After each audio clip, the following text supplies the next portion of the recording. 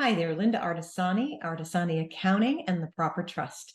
This week, I'm going to share 8 of my favorite bookkeeping tips for attorneys who are just starting out. Let's get started. So these are tips basically, if you're an attorney starting out and you want to grow your practice, you just started your business. How do you determine when you're ready, and what are the steps you need to do to really ensure that your career is going to blossom and that you're not going to be sitting there with maybe a trust or an IOLTA problem because you didn't set it up properly.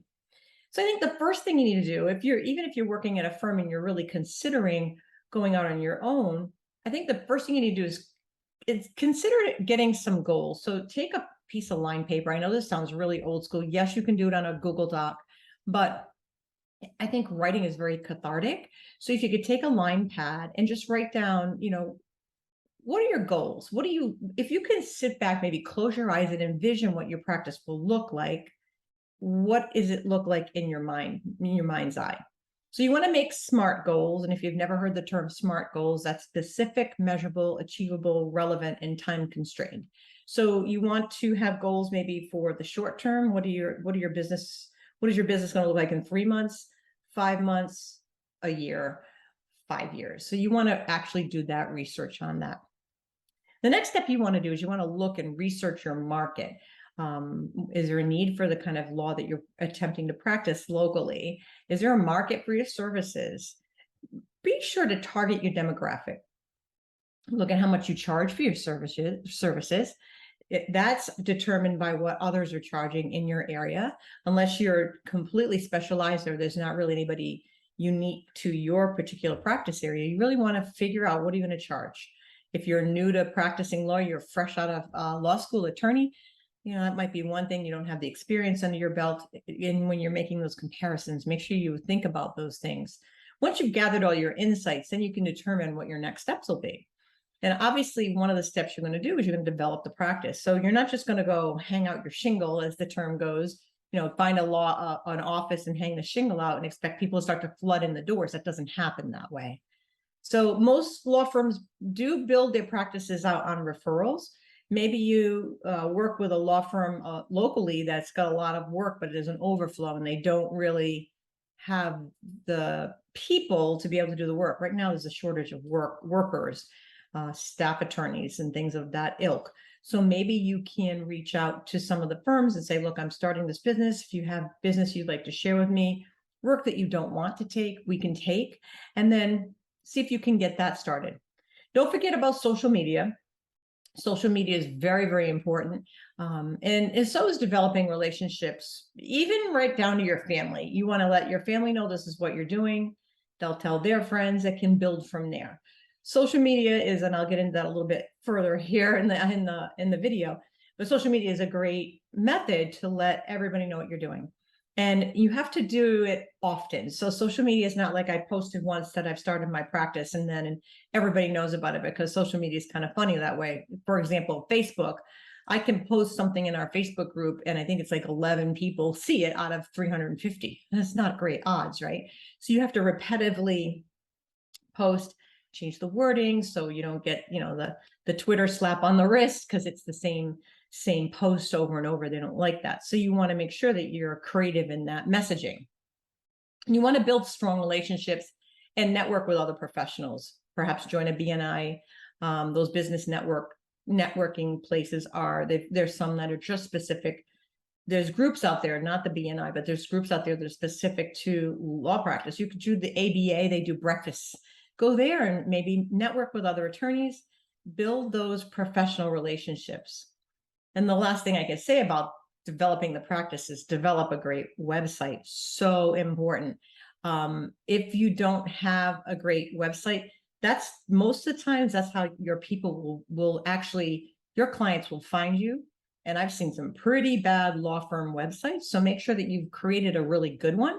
You don't have to spend a lot of money, but find somebody maybe on Fiverr that can create a really nice one for you. Know what you want. Maybe get your hands in it because you're not that busy, and create something that represents you. You want to start to build that client base. So as you have this great website, you want to start to get some good SEO, search engine optimization. You want to have that good social presence where your clients live. So if they're millennials, they might be on Instagram. If they're Gen Z, they might be on TikTok. It's a kind of a strange place, but you might want to start to pepper in, family law. You might want to start to put messaging in on those platforms, because that's where they are at night. And if they're kind of scrolling and going through a hard time or a crisis in their family, they might need to hire you. So that's an example of how you can really start to get your name out there. If you're a PI firm, I think of here in Florida, there's big signs, Morgan and Morgan, really big firm. It's everywhere. So you see that on billboards. PI firms, that's one of the ways they get their name out there. So you want to have your name out there. Those are some of the places that you could work on that. You could also, for example, family law, if you think a little bit outside the box, most families go to ball games. You could sponsor a plaque. They're there for 2 hours looking at your name. It's in their face. So they might not need you now, but they're able to, and that's local SEO. So you can even do local sponsorships, get your name out there. It's important to do that. You can have a blog on your website.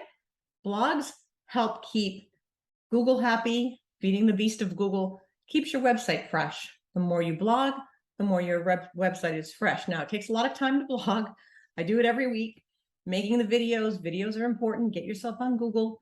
That's ways that clients can find you. So it's a lot of ways. It takes your time, but it absolutely will help you. Get your name on legal directories. Those are just some examples if you're an attorney starting out on your own.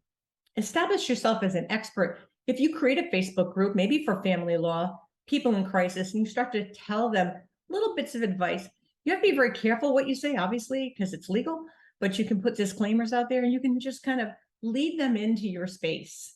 That's another way that you're able to do that, by maybe sharing your blog on a Facebook group. So it's your content on your website that you're sharing. Try to stay focused. It's so easy to sit there and go, oh, I've got all these tasks I have to take care of to start my firm. What do I do? Again, that line pad is essential. If you have to find an office space, you have to get your licenses, you have to do things with the bar, you have to get your trust bank account. Let me tell you, that is one hurdle that can take a lot of your day setting it up. You have to find the right bank in your area that will allow you to have a trust bank account. A lot of these banks are closed during the day, so it's really important, critical to get that step handled early on. Don't wait till you have some money in hand and you don't have a place to put it. So make sure you stay compliant. That's really important. Keep learning. Collect those CLEs. I know you're required to, but don't stop there. Keep learning. Learn about the greatest and best software. You can find that on my blog. I can tell you right out what I like. We only use 2 at our firm, Lean Law and Clio. So I can save you time there. But also, there's other software, depending on your practice area, that might save you time. Time's money. The more time you save with software, yes, you're putting money out for the software, but if you're paying $40 a month and it's saving you, I don't know, 10, 15 hours a month, multiply your hourly rate. Right there, you're saving a lot of money. And if it's a lot of manual steps, really not worth your while. Lots of errors happen with manual steps. So having that software in place keeps you compliant. On the bookkeeping side, if you think you need help setting up bookkeeping, setting up your file, getting a good law-specific chart of accounts, don't go by the one QuickBooks give you, because that's more or less for a contractor or a service professional like a landscaper. Make sure you reach out to somebody who can help you with that. I believe I've got it in one of my articles. I've got one that you can use. Set yourself up for success by setting up your records right away in the beginning. Keep and store every document that you get with your FEIN. Anything you have that's got to do with the state, save those files somewhere securely, whether it's a Google Drive that you pay for. I use Lisio. There's plenty of places that you can, and software that you can keep to store your files safely and securely. If you're practicing for a while, you want to make sure that you're not, if you've been practicing for a while, you want to make sure you're not in outdated software. You want to be in a really good up-to-date software. I think that's probably about it. If you're setting up your accounting, don't use your spreadsheet. Please use software. We always recommend QuickBooks Online Advanced. Some firms can get away with a lesser product, but you get a lot of bells and whistles and automations baked right in. So that's about it from my best tips on starting your law practice. I hope this is helpful. Obviously, if you need help from an expert, we work with many firms, small to large. Our sweet spot is mid-market, but we do have some smaller clients. We're more than happy to help. If you're a bookkeeper or an accountant and you want to learn more about this, we also have the Accountants Law Lab Facebook group. I hope you all have a wonderful, wonderful week. Bye now.